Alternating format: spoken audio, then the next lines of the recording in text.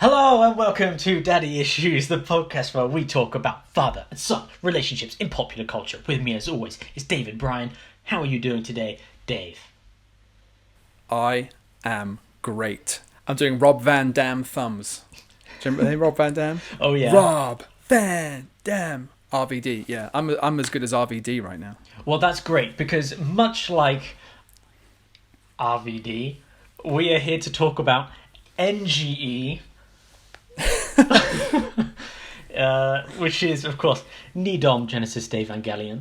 And we are back. This is the first time we've ever done this within a Daddy Issues, which is we did the first episode of NeDom Genesis Evangelion on Sunday, and that was about episodes 1 to 5. Today is the following Wednesday, and we're like, we've got to record another episode. Because we want to keep watching the show now, right? We started, we want to keep going, but we can't just release NeDom Genesis Evangelion because it'll be like 5 episodes. So this is like a midweek recording directly afterwards that we'll just put out periodically whenever we're like, oh fuck, we've run out of Daddy Issues things to talk about. Bam! NeDom Genesis Evangelion. Throw out some NGE. Yeah. So hello from the past, and what's it like where you guys are now? Oh my god, has the apocalypse happened? And if it has, Umenyiora is ready for it. It's an off-pod reference. That was a throwback to something pre-record. Yes. But... which you're not going to tell anyone about, apparently. No, absolutely not. Go and watch the NFL show with Jason Bell and Umenyiora, and then that will be all you need to know. But the apocalypse, actually, is a perfect tie-in to our topic, Dave, which is NeDom Genesis Evangelion. Thank you. Last episode, as I said, we did episodes 1 to 5. Then we've moved on to episodes 6, 7, 8, 9, and 10. So episode 8 is a direct continuation from the last one, which was Ray Part 1, or Ray 1. This one is Ray 2, also known as Showdown in Tokyo 3. Episode 7, The Works of Man. Episode 8, Asuka arrives in Japan. Episode 9, Mind Matching Moment. And episode 10, The Magma Driver. Diver. Sorry, The Magma Diver. What did you think of these next 5 episodes? Because you were super psyched after we watched the last ones. I was, yeah. And episode 5 ended on a cliffhanger too. So I was well excited to see where it went. What was the episode cliffhanger? 6. What was the cliffhanger at the end of episode 5? The cliffhanger was the angel that's attacking the city is like some weird diamond pyramid thing, and it like right at the end of it fires some like gnarly laser or something, and then it goes boom, to be continued, and you're like, what's going to happen? Yeah, so the following episode looks like Shinji's about to get disintegrated. Yeah. So the following episode was great. That followed on that clash, and I can't really remember what happened. It has the giant sniper rifle. The giant sniper rifle, yeah, and because the big pyramid thing is drilling down subterraneously towards the nerve facility, and they've got to take it out, but for some reason its field is far too strong for them to attack it up close, so they have to attack it from really far away.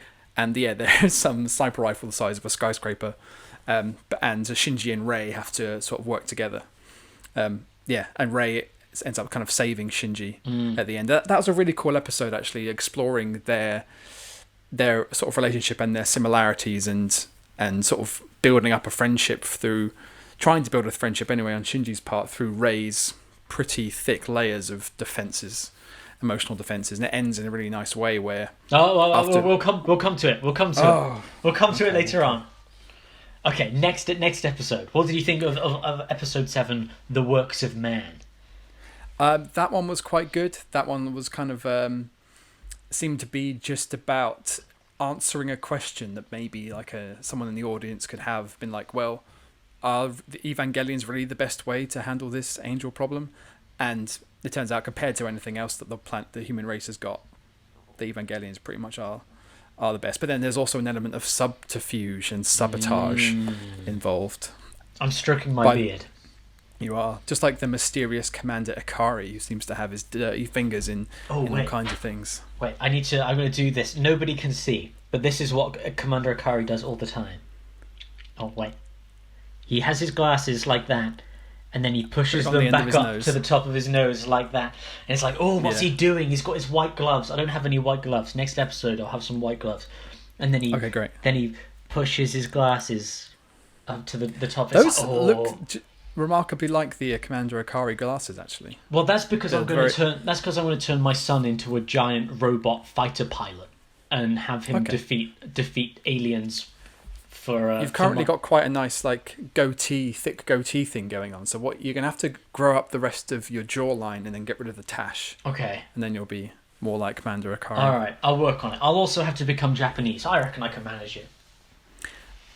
I don't think that's as important as the rest of it. Okay, fine. Cosplay. I'll cosplay for the next episode. I was just thinking, actually, cosplay. Yeah, you can cosplay as Asuka, who turns up in the next episode. Asuka arrives in Japan. If I was going to cosplay as anyone, based on the sort of the body shape and hair and everything, I'd have to be Misato. Really, I'd just have to shave and wear some short shorts. You could do the character of Roji, who appears in Asuka Arrives in Japan as well. Yeah, Kaji. Yeah. Yes. But then we're going to get onto it, but I fucking hate that guy. Okay, great. That episode 8 really annoyed me. Was it because I had made you watch the King Kong vs. Godzilla trailer, and then you watched this and realised that Godzilla vs. King Kong is the episode Asuka Arrives in Japan? Basically. Yeah. No, it's because I'm invested in the show now. Right. And I'm invested in the characters, and there isn't a character up to and including episode 7 that I dislike. And then bam! Episode 8, 2 really annoying, very disruptive characters show up. Yes. Who are just dicks. And like the sort of personalities that I absolutely loathe. And because I'm invested, I fucking hate them. And I couldn't initially appreciate them as what they are, which is disruptive forces that are just there to sort of be distractions and problems for our main characters to work with and work around and everything. So yeah, Kaji, thankfully, even though he's a sleaze and he's a douche, but then he is tall and has a ponytail, so yeah, you're right, if I just shaved my beard and tied a ponytail in, I'd look like him, which is sad. But then Asuka is just the brattiest, shittiest, most spoiled little shitbag teenager you could possibly imagine, and I want, every time she says anything, I want everyone around her to tell her to shut the fuck up. But they don't, and that's annoying. I would say with Asuka, this is a character that you will learn to appreciate, and at this point, because I said before, we were talking about our previous episode, I said I keep feeling like, because I've seen it before, I want to keep just like prodding you, right, to like, because I'm listening to what you're saying and you're like so close to taking the next step into like, it feels like you've got these ideas of consciousness, right? And you're at the doorway of consciousness, and you're about to open the doorway and step through, but you don't quite have all the information you need to open the door yet. And right. So I keep feeling like if I just nudge him through the door a little bit, right? You'll put the puzzle together and like Asuka is one of those characters. One of the thoughts that I had actually watching these episodes again was previously we said. The show has the appearance of being a traditional anime whilst hiding the fact that it's actually something much more. And we said the show's not really about giant robot fights, even though there's a bunch of giant robot fights. But these episodes that we watched, 6-10, I felt this is the most traditional anime that the show actually gets, where it really focuses a lot on there are some giant aliens and there are some robots and the robots have to fight the aliens and the children are children and they pilot it and they do all the traditional anime stuff, and the themes kind of move to the wayside for a little bit. And it feels like episodes 1-5 set up all of the themes and the ideas, Then episode 6 to 10 go, right, we've given you the groundwork on the thematic relevance to think about. While you're thinking about it, let's fight some giant aliens. And then once they've done that for 5 or 6 episodes, they're gonna go back to they're going it one way or the other. And while I was watching episode 7, I thought, the end of episode 7, which we'll get to again, I thought, if you just finished watching the anime here, you'd have the happy ending that you wanted. And when we get back to episode 7, I want to talk about that more. But I didn't want to forget about it later. I didn't want to forget and then not bring it up. So, episode 8, as you're saying, introduces Asuka and, do we want to call him Ryuji or Ryuji, or do you want to call him Kaji?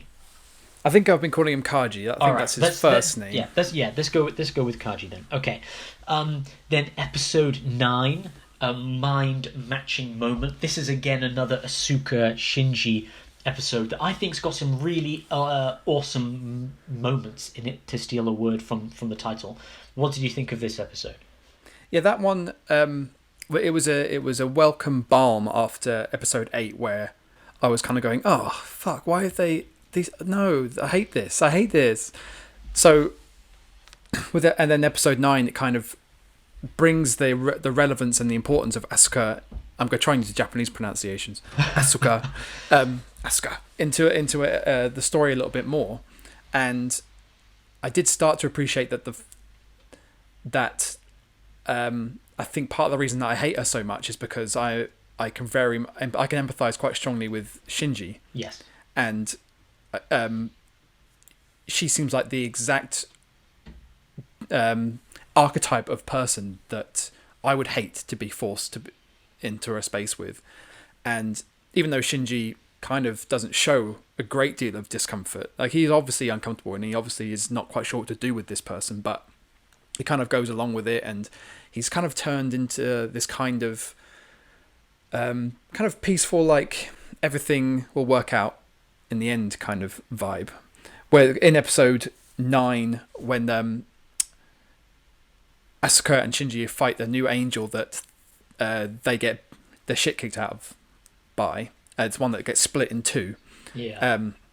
The government guys managed to like sort of put this angel out of commission for like 6 days, I think it is, so that Shinji and Asuka have time to learn how to work together, because the only way they can defeat this thing is if they are perfectly synchronized. And I thought that episode was quite good. I enjoyed the development of their story and everything. I still hated her, everything about her. Yeah. But there's and she moves in with Misato and Shinji so that Misato can oversee their training and learning how to work together. And there's a sequence that I really liked there where she's got them on kind of like a Dance Revolution kind of game in the living room, with like a dance pad on the floor with lights that they have to press in sequence and over, and they need to work perfectly synchronously, and it's not going well. They're not gelling at all. And then Rei and Shinji's 2 mates from school, Ida and Suzahara, show up at the door along with another girl from school, because they've both been off school for a while. And so they come in and they're kind of watching as Shinji and Asuka try to do this thing, and they're failing miserably. And I think Asuka's ready to quit. She's like, he's a stupid little boy. He's never going to figure this out. He's shit. I hate him. I'm out. I'm not doing it anymore. I quit. So Misato's like, all right, Rei, why don't you give it a go? And like I said, Rei's relationship with Shinji has been so much more sort of gentle and smooth. Like it's been much more like watching water and as opposed to Asuka, who's like just very jagged and sharp and abrasive. So then Shinji and Rei have a go on this dance machine together, and they do it perfectly in sync, which I thought was really sweet. And I was kind of like, yes, this is what I want to happen. This is where I want these relationships to go. I want Shinji and Rei seem so kindred in ways that I kind of touched on in the last episode in terms of mental and emotional damage. And I feel like they really need each other, whereas Asuka is this kind of, like I said, disruptive force who just gets in the way of making me happy. Dom. She's getting in the way. So when they show that they can work very well together, it kind of sets a fire underneath Asuka, and she's like, well, I'm not going to stand for this. I'm going to be the best. I've got to be the best. And yeah, in the end, her stubbornness and arrogance helps them succeed, but so far she hasn't learned not to be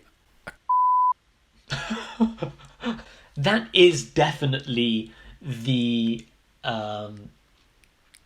opinion you are supposed to hold about Asuka when she arrives, because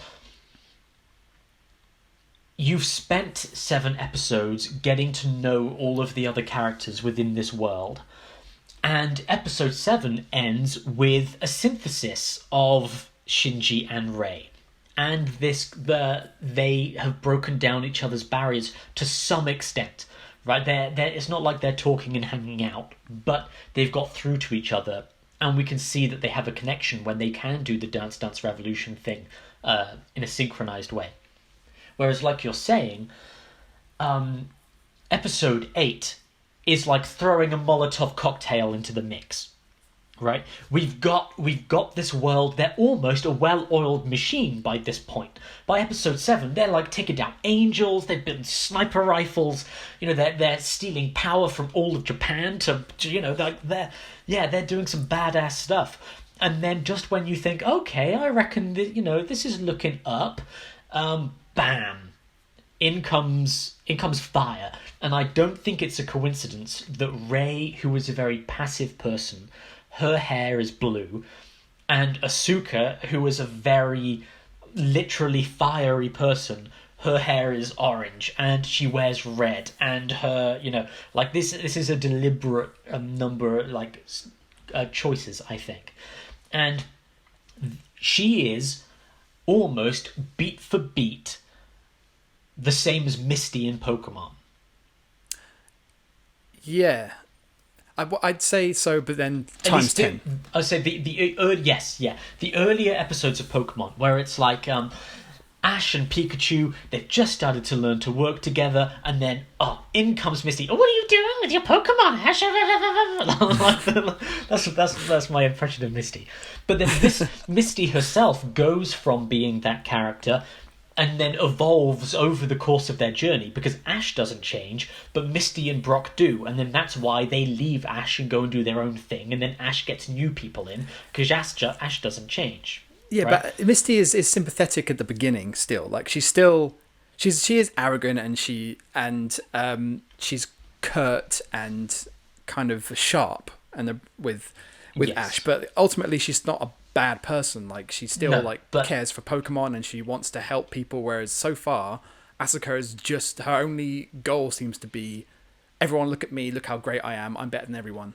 But that's why we get to episode 10, the Magma Diver, right, where Asuka is tasked with diving into a volcano to get, you know, classically, because one of these angels is lying dormant, I guess. It's lying dormant inside this volcano. It's an embryo, isn't it? Yes, yeah. They found the embryo of the angel inside a volcano, and they're going to go and get it before it you know, evolves, before it digivolves.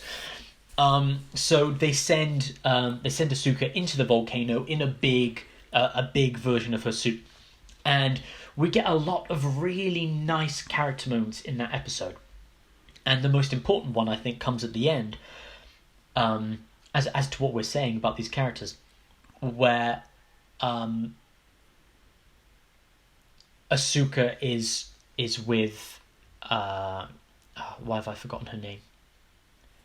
The woman they live with. Masato, thank you. Yeah, she's with Masato. They're at the hot springs, and Asuka says to her, "You know all about my past, don't you?" And Masato says, "It's my job to know everything about you." And Asuka says, "Whatever happened, don't worry about it." Right? That's the past. But then that's it. Right? That's what we're left with. We're left with, you know all about the bad things that have happened to me. Yes, I do. It's my job.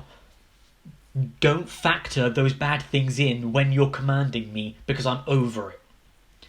Oh, I thought Masato said that. No. I thought Masato was like, "Don't worry, it's all in the past." No, see, I when I was listening to the voice actors, I think it was Asuka. I mean, you might be right. Either way, you might be right. I would say, yeah. Either way, it's important.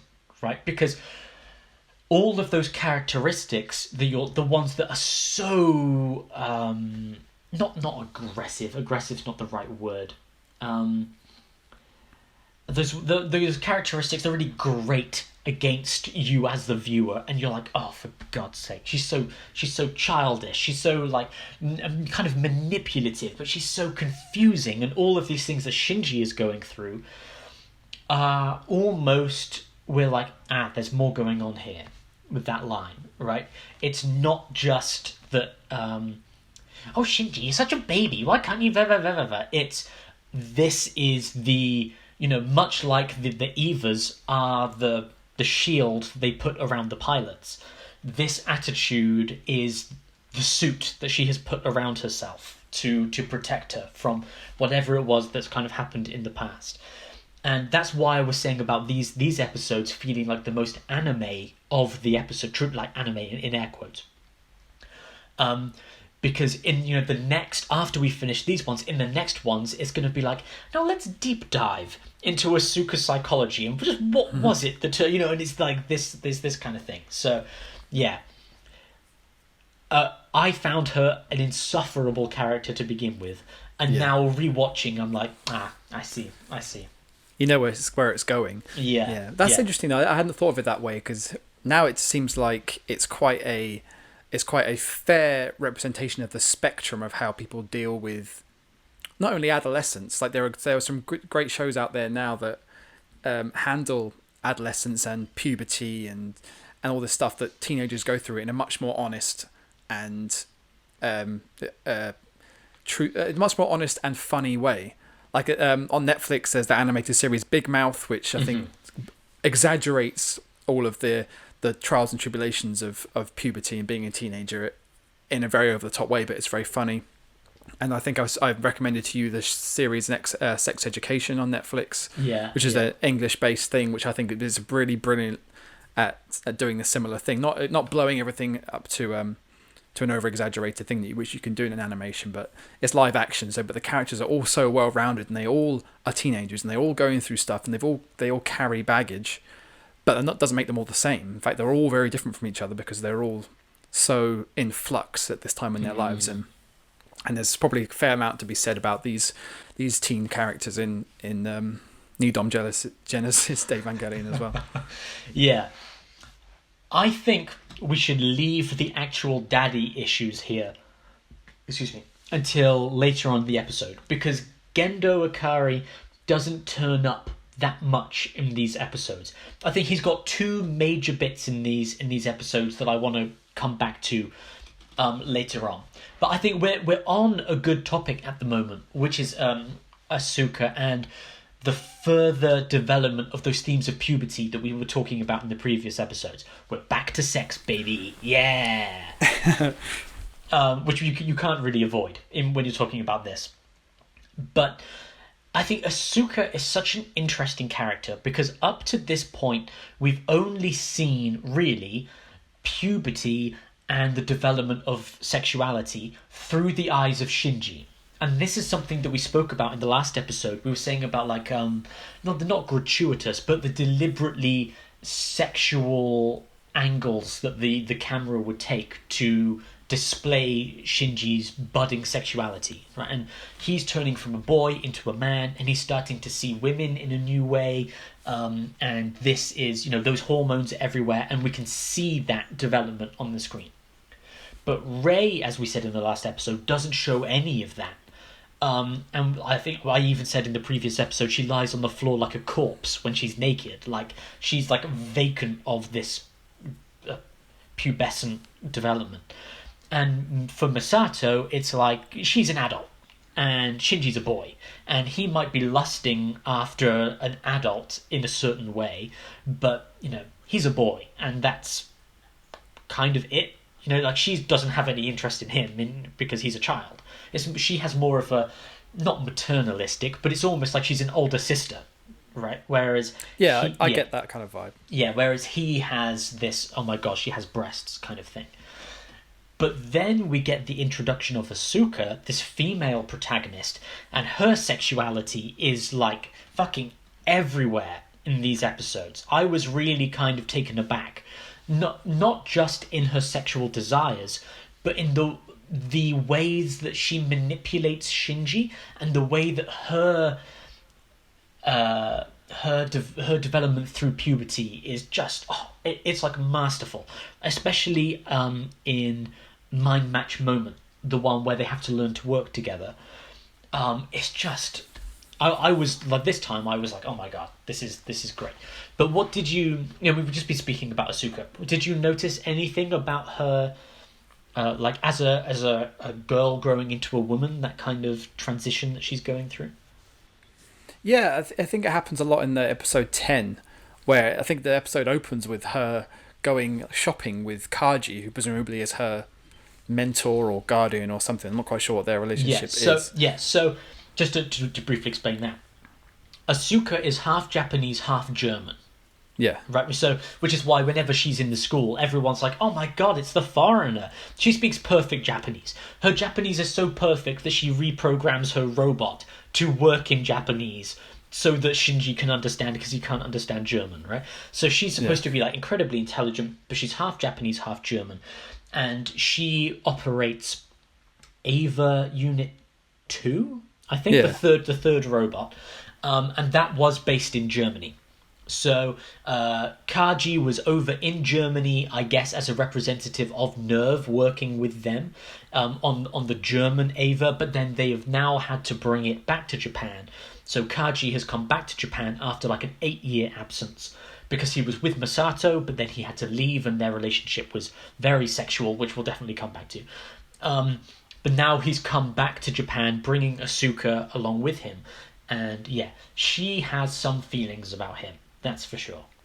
Yeah, there's a weird vibe there that I kind of mentioned in the last episode, that there was a suspicion of that with Rei and Gendo Akari, but it hasn't gone anywhere to really make you too suspicious at this point. But with her, she's very interested in him being around to witness her, in both her actions and in her performance in missions, but also just to see her at her best. Like in the episode 10 where they have to go to the volcano, her I can't remember what they call it, but the suits they wear while they're inside the Evas, they give her a new one that's like flame retardant or heat resistant, and she's like, doesn't look any different, and Ritsuko says, well, press that button on your wrist, and it sort of inflates full of like foam, I suppose. She looks like the Michelin Man, or like the end of Ghostbusters, the Stay Puft Marshmallow Man.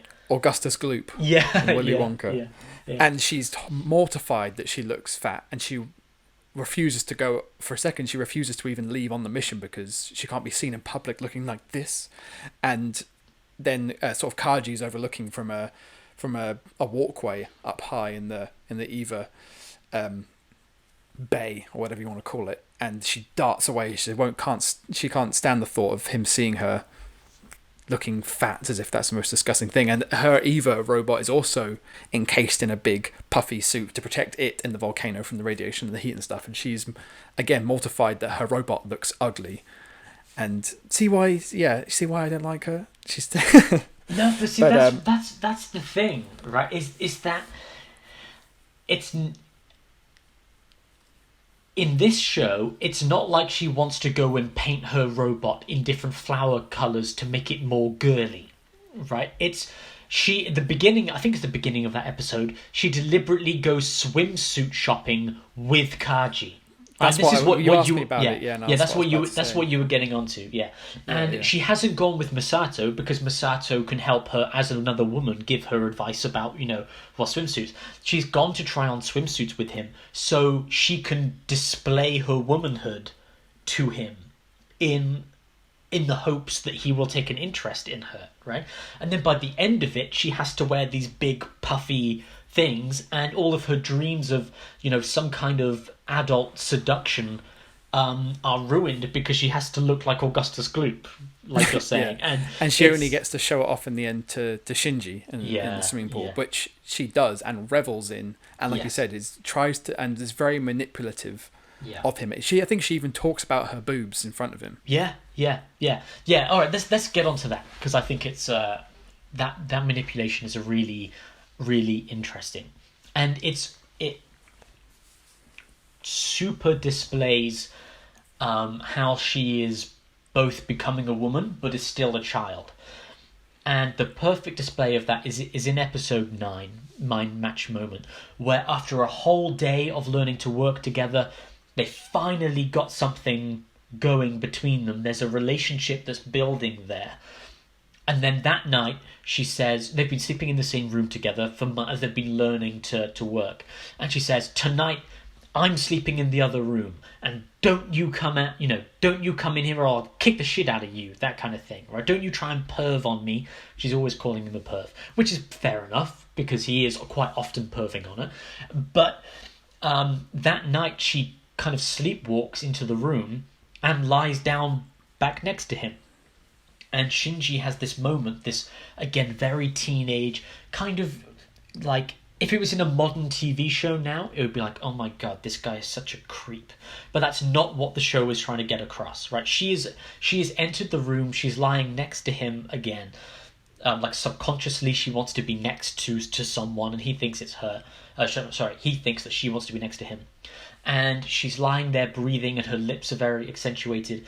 And they're just inches away, and Shinji leans in to kiss her, and he's not sure what to do, right? Those hormones are saying, "Go on, like kiss her," and the conscious inside of him is saying, "Don't do it," but he's kind of battling that. And then as he leans in, she whispers like, "Mum," or "Mummy." She's babbling in her sleep for her mum, and tears fill her eyes, and and then he pulls back and then gets off of, because they're Japanese, they're kind of sleeping on mattresses on the floor, but he like moves off to the side and sleeps on his own in the corner of the room, because that, I think there's even a bit later on where he says, "Oh, she is still a kid." It's there, like he gives up the bed and he's sort of huddled under his blanket on the hard floor, and I don't know. I can't remember if she keeps speaking in her sleep, but then off of that, Shinji says, "See, you're just a kid too." Yeah, you're just a kid like me, or so. Yeah. And that is, oh my god, that's fucking character development, right? That's how you write characters. That's how you do characters, because there you have the desire for human contact, the budding development of sexuality, and then the crippling realization that you are still ultimately children. And for Shinji, it's like he sees in Asuka someone with the confidence of Misato, this adult confidence. But it's now, for him, the illusion is shattered, right? She is pretending to be an adult. Even in her seduction of Kaji, she's acting like she is an adult, but she's not. And that moment where she calls out, where she whispers for her mum, is like the illusion is broken, right? She can pretend to have grown up all she wants, but ultimately she is still the girl in her bed who's calling out for her mum. And it breaks the reality for Shinji, and then for us looking at Asuka as well, right? She's not super confident. She's not any, like, it's all a front. It's all an illusion, and it's this, it's a shield to protect her from whatever has happened to her in the past. And I'm wondering now, it's a bit of an archetype perhaps in some storytelling, particularly around like developing sexuality, where the characters, like in teen movies, the character who, especially in girls, who is most sexually frivolous or promiscuous, tends to be the one with the most emotional damage, because they've lost their innocence somehow, perhaps prematurely, because usually if their promiscuity stands out amongst a cast of teen characters, it's because they have developed faster than everybody else. And I guess it's often used in extremes, because it's movies and TV are often extraordinary stories with extraordinary characters, so having sort of nuanced differences between the development in characters sometimes gets lost in a film or in a TV show. So it's often that you see extreme versions of it, and so I think she might end up, again, this is a prediction from someone who hasn't seen the rest of it, it might end up being that some of her damage, unlike what I've perceived so far with Shinji and with Rei, is some of her damage might be sexual in nature, or at least inappropriate, perhaps. Okay, interesting We'll prediction. see. Yeah, I think But I think that depends on how really deep this show goes. yeah, I would say the Like- show. Yeah, the show is gonna go that deep. Like Okay. it's gonna get to the core of that. But it's interesting you bring up the teen idea of it, because again, like I was saying about like teen movies, it's things like American Pie that will often go into this stuff, and it's like, oh my god, she's the school slut, but actually she just like had sex with the guy one time, and then he told everyone, and then this image, it's like a very two-dimensional idea of how people develop, like that. Yeah. Whereas what we have here is that this isn't like the like American Pie or something where they're going to lose their virginity at the end of it because they turned into adults. You know what I mean? Like they're not going to get magically over that in time for the third act, and then they get to have their dance at prom night, and oh no, actually we've fallen out, but no, it's fine. Let's go fuck in the back of your mum's car, like that kind of thing. I think it is a really nuanced display of development, and again, even from those characters like Shinji, with looking at an older woman in Masato and going, "That's what I want," and then seeing it in someone his own age, but she's not there. Like she's not, and in Asuka's lust after Kaiji, it's not that she's like burning in the loins to have sex with someone. It's that he offers the security and the maturity, whereas when she sees Shinji, he's a child, right? It's the difference between a man and a child. And to begin with, Shinji thinks he's looking at two women, but he realizes he's not. Right, there is a separation between them, and Asuka constantly refers to Shinji as a boy as well. She's always calling him a boy, or you're not acting like a man. Start acting like a man. Yeah, she keeps telling him to act like a man. Yeah, and she's always tearing away at his masculinity in that way. Yeah. I was just gonna say, like, I'm not entirely convinced that Shinji has got to a place where he can lust yet. I don't think he. No, yeah, I don't think he knows what that is. So I don't think he looks at Masato and goes, "Core blimey, that looks nice." Not in the same way the other students at the school do. Definitely not. Yeah, because again, you have these other foil characters who show us the extreme end of the scale, with Suzuhara, particularly the tracksuited friend of Shinji's from school. Like, he's all about girls and stuff, and then the other boy, Ida, is a bit more. He enjoys the looking, but he's not obsessed. He seems to be more really obsessed with the Evas and the angels, really. But so I don't think that. I think that Shinji is the most sexually conflicted of all of the young characters. So there are things happening and changing that he just doesn't understand what they are. Whereas I think Ray's kind of emotionally severed. Something's happened there that's completely removed her from the kind of normal adolescence, and Asuka is on that other end of the sexuality spectrum where she's overcompensating for something, whereas a bit like the character of Nick in Big Mouth, who's voiced by Nick Kroll, he hasn't reached this point that his peers have reached where sex or bodies or anything is actually of any interest to him. He just finds it all embarrassing. So when he sees people naked or people talking about crude things, he just blushes. He doesn't really know what to do with it. And if we can jump all the way to the very end of episode 10, where he's rescued in the hot springs. After he's rescued Asuka from the volcano, they're sort of rewarded with the hot springs, and there's split between the men and the women. So Shinji's having, I think he's enjoying this hot spring, and he says, "I've never thought I could enjoy a bath this much." Like, he's finally actually enjoying something, which I think is the first time we've seen him do that since the beginning of the show. And for some reason, Pen gets delivered to the hot spring so that he can join Shinji in the hot spring, and Pen's loving it too. And the male and female side of this hot spring is divided just by a big bamboo or sort of wooden wall, and on the other side of the wall is Asuka and Misato, and they're sort of chatting, and they call over to Shinji, can we use your shower gel or body spray, body wash, whatever, because we've run out. So he chucks it over, and we see when he stands up that he's naked, and so you would assume on the other side they're naked too. And then they start talking about like, oh, you've got such soft skin, or don't touch me there, I'm ticklish. And he starts to blush, and he's like, oh, this is weird. And as the audience, you're kind of going, this is a bit weird. And then it turns out that he gets a boner. Yeah.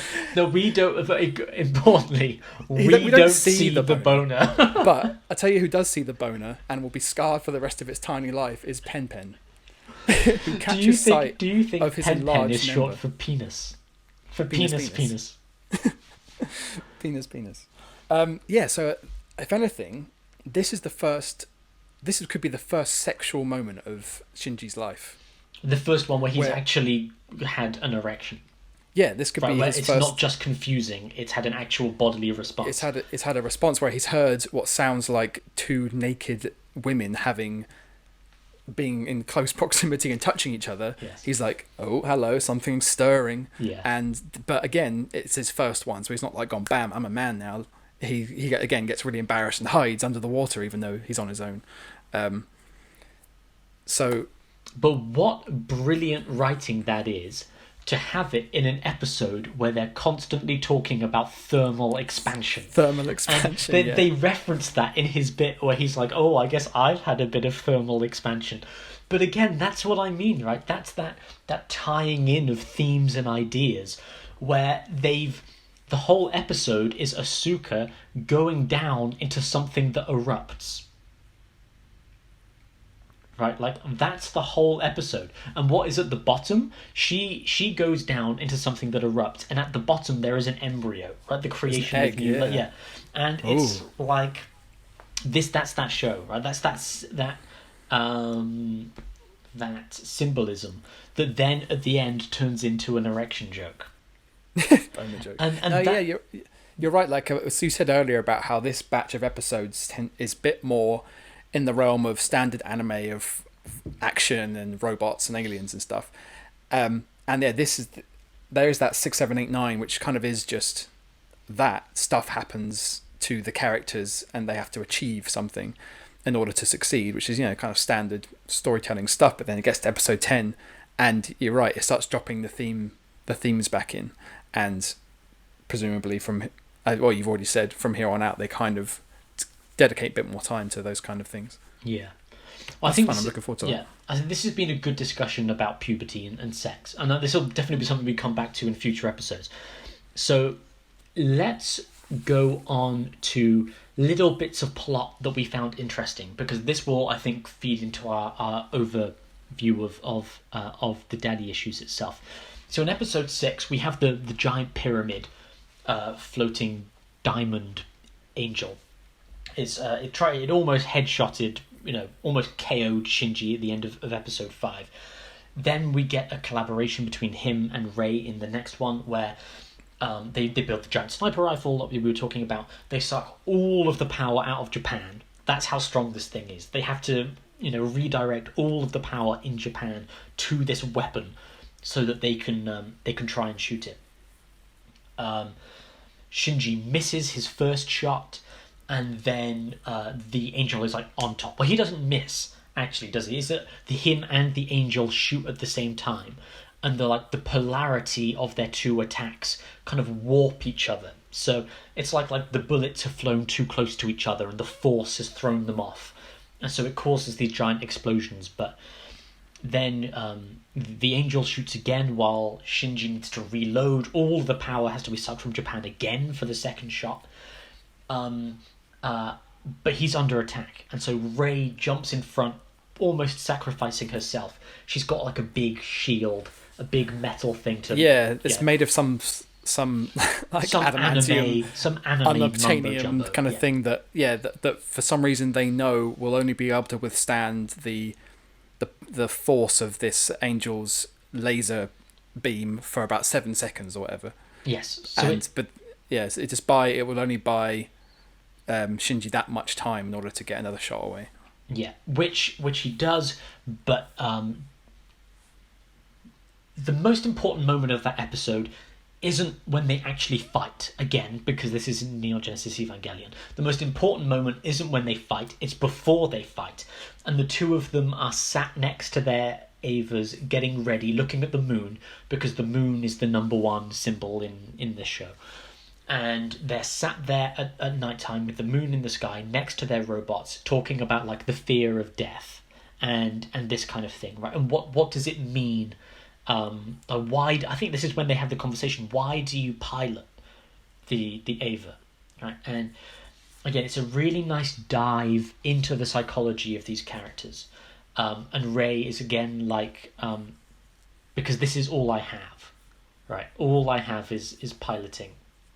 Is doing this, which is really interesting because since the beginning of the show, this is the first time we've fucking seen her do it.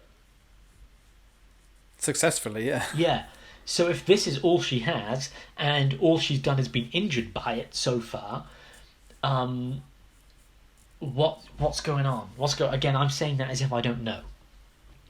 But that's kind of what's so great about the episode is that characterization, right? This is all she has, but so far she hasn't done anything, right? So how empty is, like, we saw her apartment in episode 5 and there's just nothing there. The only thing that was there was blood from where she was wounded, right? And the shattered glasses from Gendo Ikari. So how empty is her life that the only thing she has is piloting a robot that she can't pilot, and then sacrificing herself to save Shinji. Yeah, but it seems like I don't really remember a lot of that, and I'm annoyed because I know that the very end of episode 6, well, after Rey has kind of put herself on the line to save Shinji, and Shinji like gets out of his Eva and runs up to hers and gets her out, and they have a really lovely moment. He opens the capsule the same way his father did. Yeah, like, he busts it and he's really struggling. You can see he's not quite strong enough to do it, but it's just sheer force of will. Again, that same burning heat that his father opened it with in the previous episode. So when she looks up, she doesn't just see him, but she sees his father within him as well in that moment. Yeah, and she looks surprised that he's taken, like, that he cares. She's kind of expecting, she has this kind of air like she's always expecting to die. Yeah. And she doesn't really care. Or maybe she does care, but she's resigned to it. So that when she doesn't hesitate to get in the way of this laser to protect Shinji, and then when he opens up her capsule, she kind of, almost looks like she's surprised she's alive even. And that he he's visibly upset that she could be hurt. I think he says something really lovely that I've forgotten, and he starts to cry, and she's looking at him like, oh, like this is, I'm experiencing some new feeling here. Yeah, well, I think he's crying because she's alive, and he thought that she had just died. So she says to him, why are you crying? And he says, like, don't think that this is all that you have in your life, right? This isn't everything. And she says, I don't know what to do with that. And Shinji says something like, you can try smiling. The first thing you could do is smile. And yeah. Does she do it? She does, yeah, and that's her first smile. It's Rey's first smile at the end of that episode, yeah. It's when her demeanour cracks and she actually, she smiles. Which is, again, just the strength of those character moments there over the course of 20 minutes. And then when we get to that later episode where they're on the Dance Dance Revolution pad, we believe that they can work in synchronicity because they've had these character moments together. Yeah, and it's really strong. So episode 7, The Works of Man. Again, it's super anime. This one is more of a Masato episode. This is kind of like the Masato episode before Kaji arrives, and her character becomes more divided as well. This is her final confident moment, because as we said before, she has the split personality between the let's get drunk, I'm going to start every day with a beer, and then her complete dedication to her job and to being a military officer. And this is the one that really puts that into context, right? Like, she starts the episode being drunk at the beginning, and Shinji is like, oh my god, you're so embarrassing. Like, he goes to school with his friends like, oh my god, she's so embarrassing, and they're all lusting after her. Then halfway through the episode, she is willing to die, to kill herself, in order to save everybody. And Shinji's like, "Oh my god, you're amazing." And then by the end of episode, she's drinking again, and Shinji's embarrassed. And there's a really nice character moment at the end where his friends are like, "You're so lucky that she is willing for you to see her mess and her drinking, and because it means she's not hiding from you, right? She trusts you, your family." And that's a great, again, just character moments up the wazoo with this show. Yeah, because you had that bit earlier on in that episode where, again, they're all lusting after her, and Shinji's like, "Yeah, well, you don't have to see her drinking in the morning and it's making the apartment a mess and blah blah blah." So it's nice that it comes full circle, and he gets he's initially complaining about her faults, then bears witness her strengths and what makes her special, and and has it all put together by his friends who go, "Well, there you go, you know more of her than she will show to anyone because you're," and that's the key word. They say it's because you're family. Yeah, and that's that like kind of sisterly thing again that we were talking about earlier on. Yeah. Again, great. Does that mean Pen's his brother? Yes, I would say so. Hey, Pen saw his first boner, so don't you? That's an important relationship for a man to have with a penguin. Yeah. Can we get that on a t-shirt? That penguin saw his first boner. That's an important relationship to have with a penguin. That could be on the back.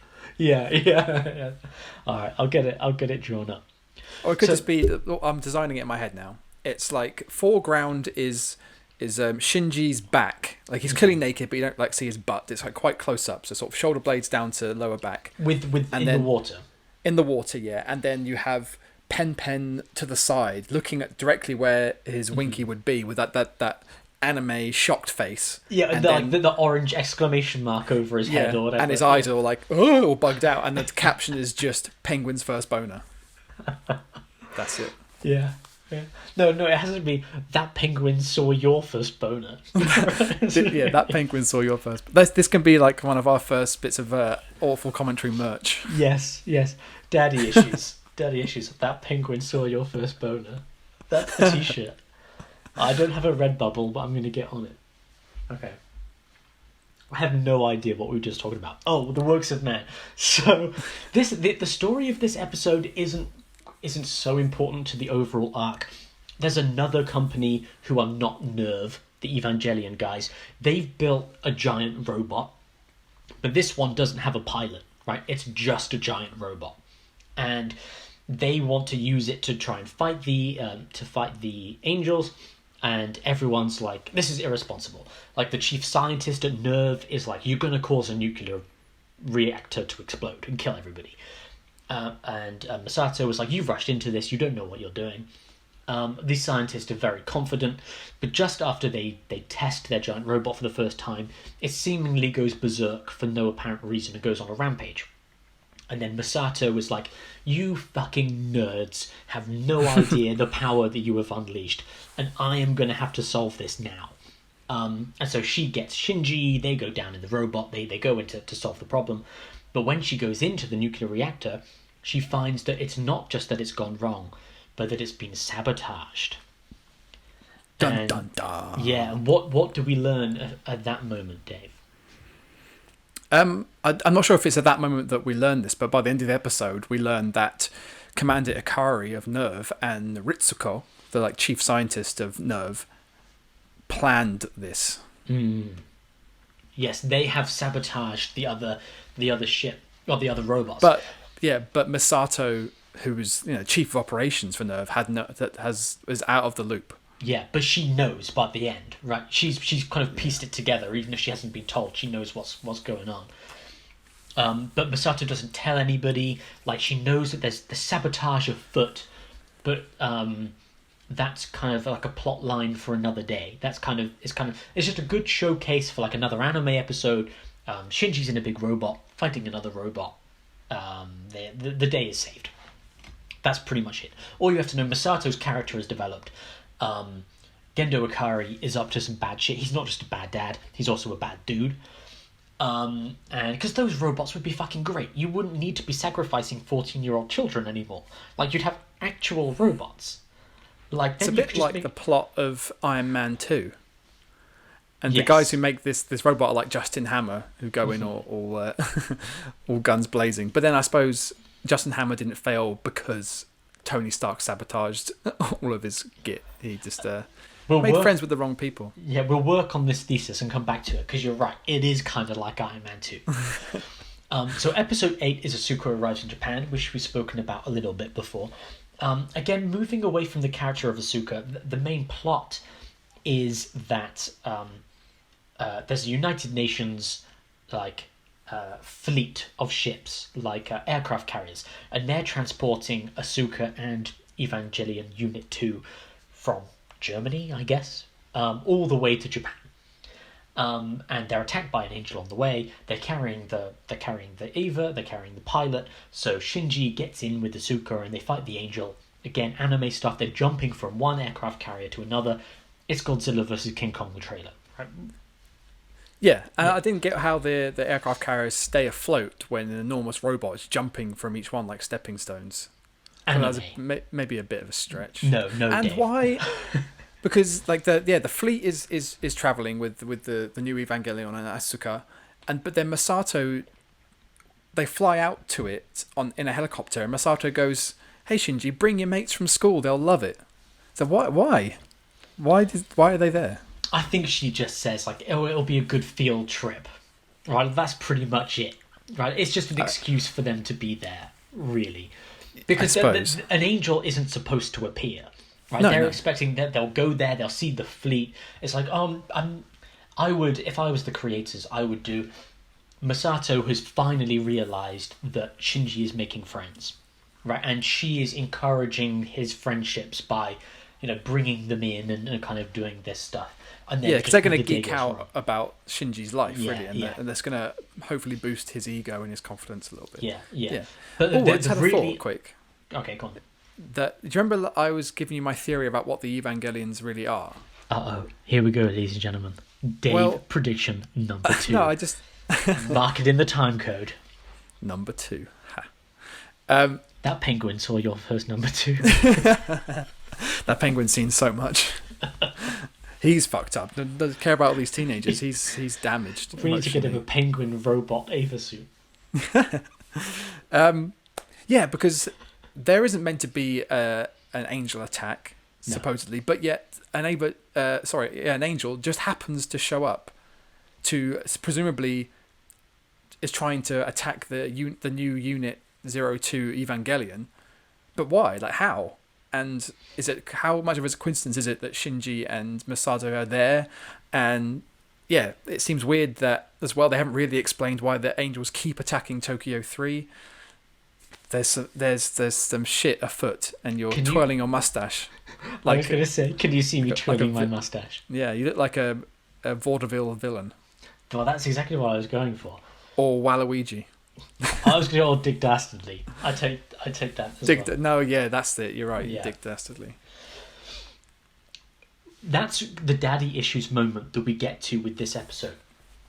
Because they're fighting the giant angel. The angel is attacking the fleet. And Masato says, why is the angel attacking us? Is it because of Evangelion Unit number 2? Right? Is it because the robot is here that they're attacking? But then we see Kaiji. This is her first interaction with Kaiji again after 8 years. And she's like, oh, you son of a bitch, Kaiji. We used to date 8 years ago, her and him and Masato. And now you're here again. It's the first time I've seen you. You're a sleazy son of a bitch. Then Kaiji, once the angel attacks, gets on the phone and says, there's an angel attacking. What should I do with the package, basically? And we don't know what the package is, right? He's like, what should I do with it? And the voice on the other end of the phone says to him, if it's not safe, get it out of there. So then we see Kaiji goes and everyone's so happy to see him. He gets in a fighter plane. They're like, oh my god, Kaiji's going to save all of us. And then he just says, I've got something else to do. See you later. And he gets in the plane and flies off. Right? And then we see at the end of the episode, he goes to Gendo Ikari at the end of the episode and delivers him the package. And they open up the package, and inside is an embryo, much like the embryo from the volcano episode, but it's a much smaller one. And Kaiji is like, is this worth it? And Gendo says, this is Adam, the first human. And he says like, this is necessary for the human instrumentality project, which we've heard a few times, but we've got no idea what it is. So I would say keep that shit in mind as we go forward. Because, yeah, what was the angel after? Masato kind of mixes it up by saying, is it the Eva? Because she doesn't know that Kaiji has this other thing. Right. Oh, right. It's like the T-Rex is showing up to get their baby in Lost World. Yes. Okay. Yeah. Okay. Let's go. Yes. It's not like Iron Man 2. It's like Jurassic Park 2. Yeah. And it was a 2. Yes, I would say that's the thing to go with that episode. Yeah. Wait, didn't they? Oh, and they copied that in Jurassic Park 3 with the pterodactyls too. Wow. With fucking Alessandro Nivola nicks their eggs puts them in his lucky pack. No, that's not. It's velociraptors, not pterodactyls. Fuck yes. hell. Yes. Get my dinos mixed up. No, you're right. That does happen, and they're all stealing it from Evangelion. So. Yeah. Yeah. Iron Man 2 as well. Yeah. So yeah, again, that's another important daddy issues moment, right? Is in episode 7, The Works of Man, we realise that Gendo Ikari is sabotaging other companies' giant robots to make his son fight to the death against aliens. And then we learn in the next episode that Ikari is carrying the embryo of the first human for some fucking reason to conduct some nefarious plan called the Human Instrumentality Project. And we don't know what it is, but he was willing to let his son die on an aircraft carrier in the middle of the ocean in order to get it back. Yeah, and presumably he wanted the autonomous robot in episode 7, the jet alone, to blow up as well. Like he didn't predict that Masato was going to go, Shinji, I'm get in your Eva, I'm going to ride on the back, and then you're going to put me inside the thing, and then I'm going to stop it from exploding. Presumably Ikari would have been quite happy if the nuclear reactor exploded, killed everyone, including his son and the Ava and Masato, and it's like, so just so he could be like, see, UN, I told you. Yeah. Give me more my money. way is right. Yeah, give me more money. Yeah. All right. Episode 9, mind matching moment. We've spoken about this episode a lot. Can we just talk about their second title, the midway title? Both of you dance like you want to win. Yes. Yeah. I just like that. That's fun. Yeah, that's great. Again, tying in. But that's what, in the last episode, we were saying about the things that happen in the apartment have a different tone to what happens outside. And that Dance Revolution is the perfect thing, because they both have to wear matching clothes, and they're both like, they're both Asuka's clothes by the looks of it. So Shinji has to dress up in girls' clothes, and their friends come over and like, what the fuck are you wearing? Kind of thing. And they're embarrassed, and his friend calls him a traitor, and yeah, I think, and yeah, he like leans in to seat to Masato and goes, explain this now. Yeah. But so like it's fun and human, and all those moments are really great.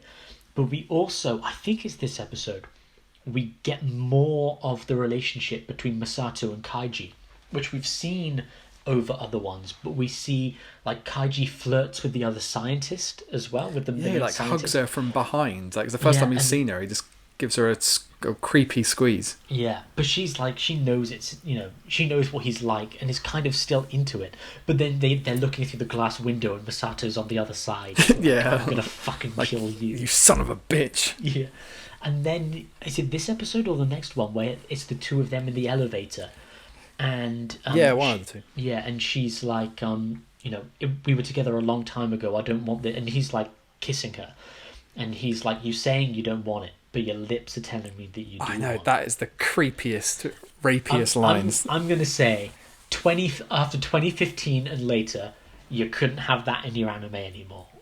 No. Right, post Weinstein, you can't have that in your anime anymore. Back then, I think it was less creepy, more of like a Han Solo Empire Strikes Back. I know you want to kiss me, Princess Leia. Which even now you look at that scene, it's like, I don't know if you should be doing that, Han Solo. She hasn't signed a contract of consent with you yet. Right, and it's kind of like... Quite right. Yes, and it has those kinds of vibes, right, where she clearly still is in love with him and attracted to him, but she can't... Well, I don't know if she loves him, but there's definitely an undeniable chemistry that she can't break away from. Yeah, so I'm willing to give the show the benefit of the doubt that it's trying to do a sleazy character in a way that if it was done today would be done differently. But he's not meant to be an aggressive sleaze. He's meant to be like a seductive, right? You're supposed to think, oh my god, he is hot shit. But now it's like, oh my god, he is a bit Weinstein-y. Yeah. Right. You're supposed to think he's Bill Clinton, as Bill Clinton was popular in the 90s. Not, oh, he's Bill Clinton, so he's probably a rapist. Right? Like, which is the modern redefinition of Bill Clinton. So he still gets to go to all the inaugurations, so I mean, he does. Can't be that bad. And if he's not convicted within the next couple of years, just throwing it out there, convict Bill Clinton. Just put it. Okay. Anyway, moving on. So, and also convict Donald Trump. This isn't some political motivated thing. Like, they're both bad dudes. They should both be. Anyway, the Magma diver. Oh yeah. This again has another defining daddy issues moment. I'll leave this one to you. So what is the daddy issues moment? They've gone into the volcano to get the embryo. Well, yeah, they're not quite in the volcano yet. They're sort of outside the volcano, prepping to go in. And Shinji notices there's all these helicopters circling around them, and they speak to Asuka, and Shinji ask Misato and Ritsuko, like, what's with all the helicopters? And they're like, oh, it's the UN. If we fail, they're going to drop an N2 mine into the thing and destroy everyone. And they're like, what kind of decision is that? On whose authority? And they're like, Commander Akari. And Shinji's like, oh. Yes. So again, we've mentioned a couple of others, but there's yet another example of Commander Akari giving less than a single shit about whether a son lives or dies. And yes. He is willing to drop a nuclear bomb into a volcano that might kill his son. Or probably kill his son. Yeah. I mean, he's willing to drop him in there. Well, I guess he's sort of standing on the edge, isn't he, the whole time? Because Asuka gets to do her diving trip that she wanted to after all, but this time into a volcano instead of scuba in some tropical island or wherever. She's going to Okinawa, wasn't she? Yeah. I love that bit though, where they're lowering it down. And she's like, are you watching? Are you watching? Are you watching? And then she does like the funny, stupid... the perfect entry kind of pose. Yeah. That is funny. I can't think of what you would call the pose. Like a man crossing the street kind of pose. It looks like Jumpman, like Mario in the original Donkey Kong game. Like that. Arms and legs up in the air. But again, that's that perfect moment characterization stuff that we were talking about with her and Shinji earlier on. Where before, she has been performing to impress Kaiji, right? But now, Shinji is there, and she's like, Shinji, look at me, right? And that she does that before she goes into the volcano. And in the swimming pool earlier on, Shinji is distracted by Rei and is looking at Rei coming out of the swimming pool. But then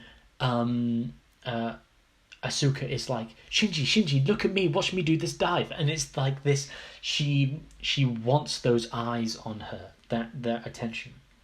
And it's that same thing we were talking about earlier on, where what she does with Shinji, which is just, again, incredible writing, is she always puts him down for not being enough of a man, but then manipulates his manhood in an attempt to get his attention. And it's like, you're just a boy, you're not, you're a boy, you're not man enough for me. Now watch me do this jump. Yeah, it's like, Mom, Mom, look at me, Mom. Yeah. And, again, a really well-written character that is insufferable until you understand it. Right, and then as you understand it, it's like, oh, I see. It is insufferable still, but with purpose rather than just for like. I'm expecting it. I'm expecting it, and I'm ready for it. Yeah. In the meantime, I have little. This is going way back to when I first said about how I hated her. I don't hate the fact that she's in the show. Like, I realise that she's important for the story. I just have very little patience for insufferable characters, and I need them to either explain themselves or get their comeuppance quickly, because I don't know. And maybe it's just it's more to do with me than it is to do with anything else. I can't stand people that don't fulfill my criteria for decency. Yeah. The one point I really did want to bring up, actually, was the way that Asuka is constantly referring to Shinji as a boy. But earlier on, when Rei is trapped and Shinji saves her, she sees his father within him, because both Shinji and his father rescued her from the pod. And what Rei sees in Shinji is the man, right? Rei looks at him and literally sees the man the man he can become, which is his father to her. And so she sees him as something more than just a boy in that moment, which is when she opens up and smiles, because the only time we have seen her smiling before is in front of Shinji's father, earlier on, where Shinji watches her talk to his father and she is smiling. She doesn't smile until she sees his father inside of Shinji, right? And she sees the man inside of him, not the boy. Whereas Asuka is always calling him a boy, a boy, a boy. And then at the end of the Magma Diver, she fights the angel, she gets disconnected and she's going to sink down into the volcano and die. And she says, like, oh, is this how it all ends? And she has this quite poetic moment, really, where she doesn't panic and all of that childish bravado is gone. Right? It's evaporated away because there's no one to do a show for, it's just death. And then she expects to die and becomes calm, like zen, and all of that childishness is gone. But then she looks up, bam! Shinji has caught her suit in the volcano and is dragging her back up. And she has a different reaction to him again. And she's like, oh, Shinji, you fool, or something like that. Right? But it's not like, oh my god, Shinji, you saved me, oh, I can't believe it, oh, thank you so much. Or it's not even like, what are you doing? I was going to save myself. But like that stuff that we've seen of her character isn't there in that moment. It's, she just like whispers and mutters under her breath. And again, sees him as something more than just a kid, I think. Yeah, I think she's impressed by him in that moment. She kind of says something like, why would you do this? Or, you know, something like you said, oh, you fool, but with a smile on her face. She's not belittling him. She's kind of, I think she's impressed. Yeah. I think that's what I was touching on earlier on, was the two of them being at these similar stages of puberty is again met in that mind matching moment episode where they learn to synchronize together as well. Is they learn that although they're incredibly different and they have these different personalities, there is something about them that works together, and they find that and they execute it perfectly. And then the minute they do, they're straight back to fighting again. Oh, why is your robot on my butt? Oh, I can't believe you landed. You tried to fall on top of me, you perv. And then that's where she has the line, I know you tried to kiss me last night while I was asleep. And he's like, you were awake? I thought you were sleeping. And she's like, I didn't know you tried to kiss me. I knew I was asleep. And he's like, yeah, well, I stopped myself anyway because I'm a good guy. Just like there's again like a very sort of innocent and naive way of trying to defend yourself from not kissing a girl who was asleep. Yeah. I mean, I was gonna kiss you, but I didn't because I stopped myself. I stopped myself. You're supposed to say, I had no intention of kissing you. But again, that's kind of the human moment, right? And that's kind of one of the things that I feel a lot of shows today would miss out on. Is Captain America, the character of Captain America, the perfect moral protagonist, wouldn't even think about it, right?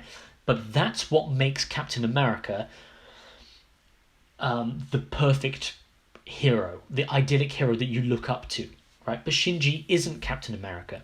Shinji is the person who has that human response in, "Oh, I really want to kiss her," and has that dilemma: should I do it? And that's the human character, right? The human character is the one who has that thought and then has to decide if they will do it or not. If it's the right thing to do. Yeah, he's Spider-Man.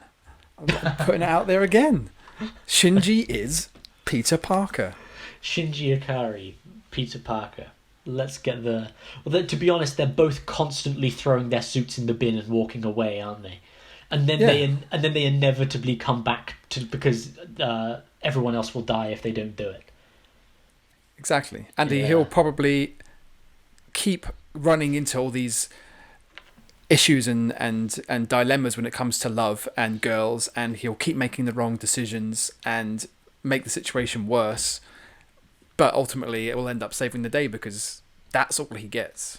Yeah. He doesn't get to stay with Mary Jane. He doesn't get to stay with Gwen Stacy. Shinji won't get to be traditionally happy as long as his responsibility is to be the one or two or three things that stand between the world and annihilation. Do you know what?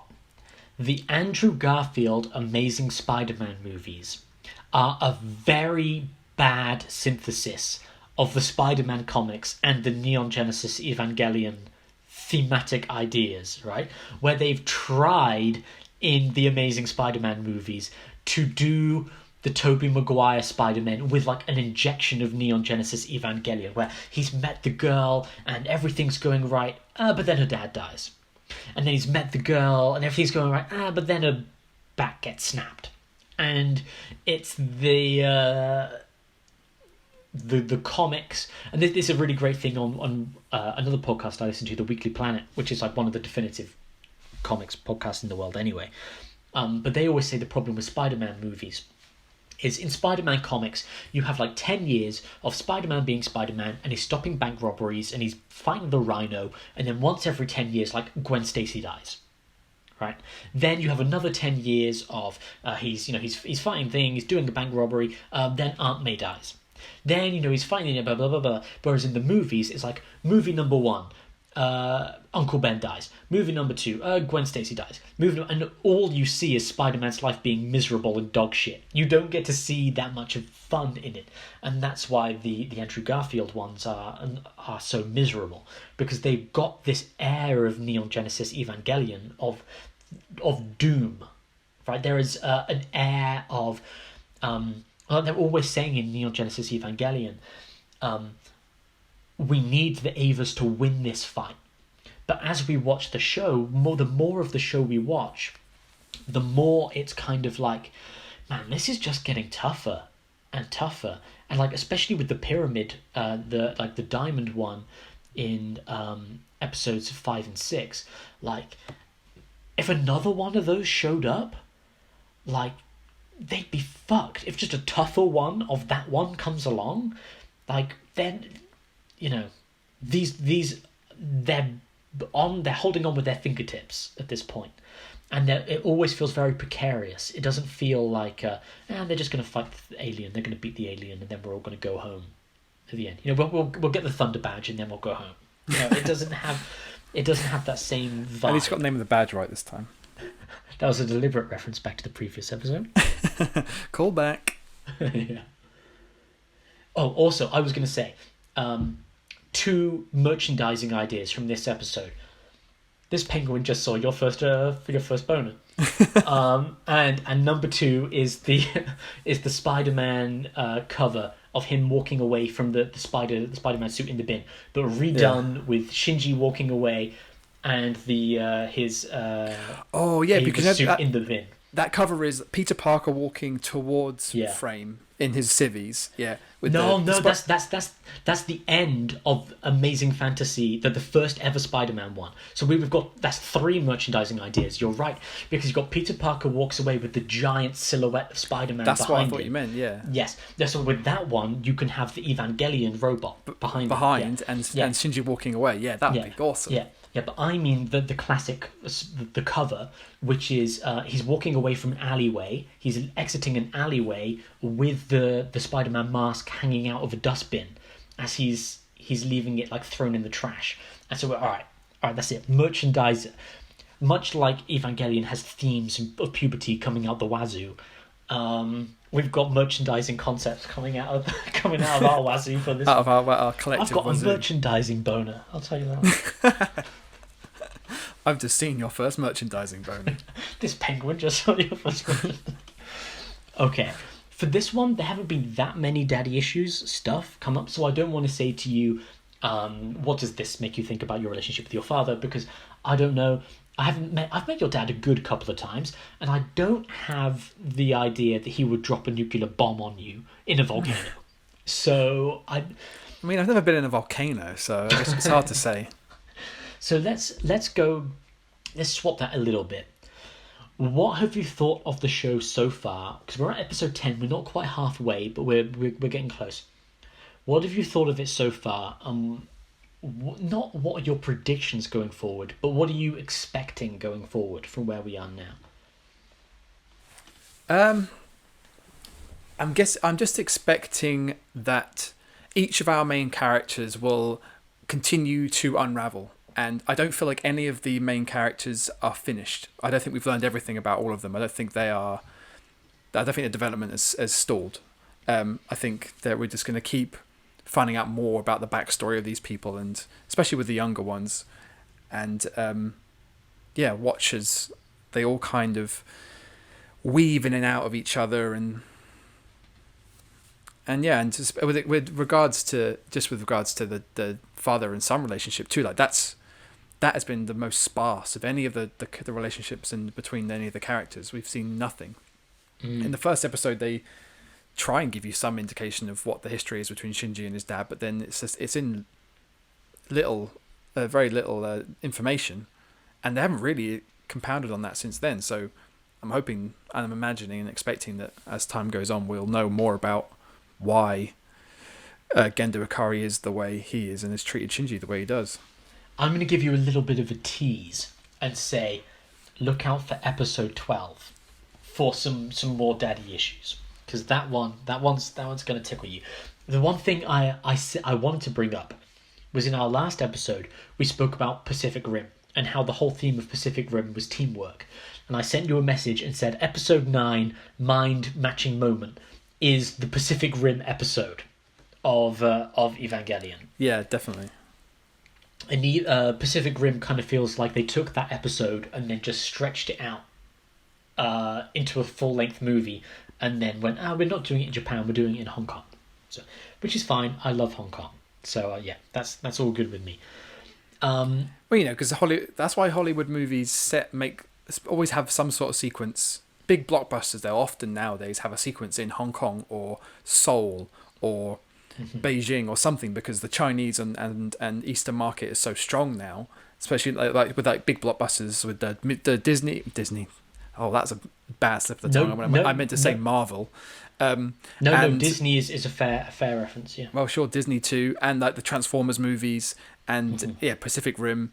They're made all Hollywood movies, but they know that if they set a piece of it in a place that's recognisable to those Asian markets, then more people will go and see it from that side of the world, and they can make more money.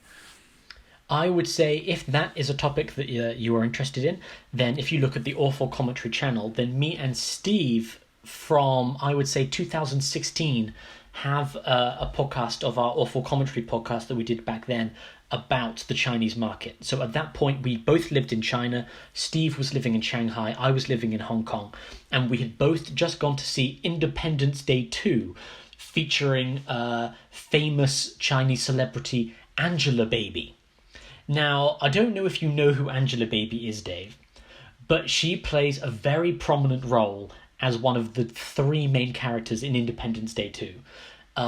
Specifically for the reasons that you are talking about there. Yeah. So we did an episode on that. We also kind of spoke about The Great Wall. I think that the Matt Damon movie. Oh wow, that was garbage. Yes. Then we spoke a little bit about Ghost in the Shell, and I think from memory, this was like 5 years ago we recorded this episode. I've got one too that's not quite China or Korea in terms of the size of the market, but when I was in Bali. It was around the time that there was, I think it was a Mark Wahlberg action movie that had like Ronda Rousey and some other people in it. And also, I can never pronounce his name, but Iko Iwais or whatever, from the main character from the Raid and the Raid 2. Yes. He's one of the crew in this like action heist movie or whatever, one of the minor characters, but he was front and center of all the posters in Bali because he's Indonesian. And that's just, he's great. He's an amazing he's awesome. Action and even just an actor too. So it makes sense to put him into your movie just because he's great, but then you're like, hey, we also get a bit of extra scratch in that Asian market. Yeah, that does play into a lot of things. It's a really interesting topic to revisit, actually. So we might have to try and see if we can rope Steve in for something to come back 5 years later, because these things have only grown, especially if you look at The Meg, for example. So I've been meaning to look at that. I can't find enough in it to convince my girlfriend to watch it with me, but I mean, it's a giant shark and Jason Statham, which I would have thought would have been enough, but no. That's why my mum wanted to watch it. I didn't want to see it. My mum wanted to watch it because she I said, should just live with your mum. We watch all the right stuff. Let's swap. I'll move in with Laura, and you can move in with my mum. No, I mean, can we do the other way around? I'll send Laura to your way, and your mum can come live with me. Okay, that's fine. I'm sorry, baby. I love you. In case she listens to this. She won't. Okay. No, she won't. It's fine. We're safe. Yeah. Not in a million years. Well, I think that brings us to the end of the episode. So, thank you everyone for listening.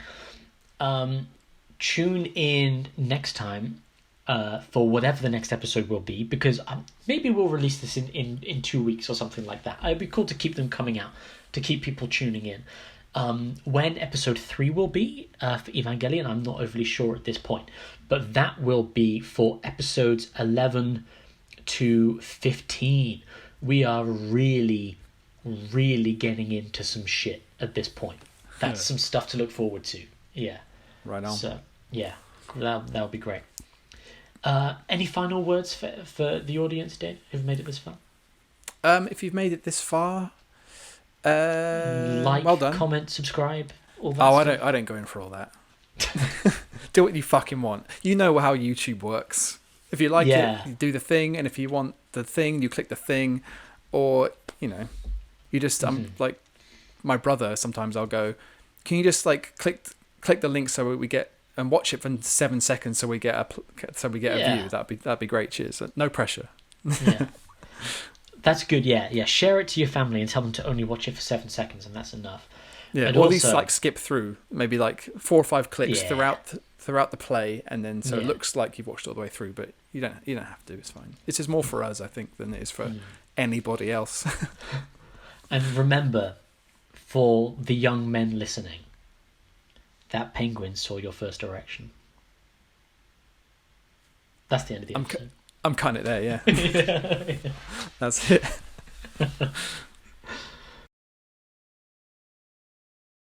And like that, he's gone.